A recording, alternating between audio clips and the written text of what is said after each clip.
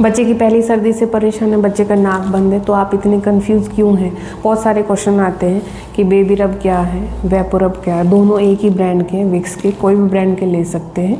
Baby रब है 3 month से ऊपर वाले बच्चों में 6 ईयर्स तक, 3 मंथ से 6 ईयर आपको बेबी रब यूज़ करना। आप बड़ों में भी ये यूज़ कर सकते हैं क्योंकि इसमें यूकलिप्टस ऑयल और ढेर सारी सूदिंग एजेंट्स होते हैं, जबकि ये आपका कैम्फर होता है जो कि बच्चों की नेज़ल को कंजेशन कर देता है।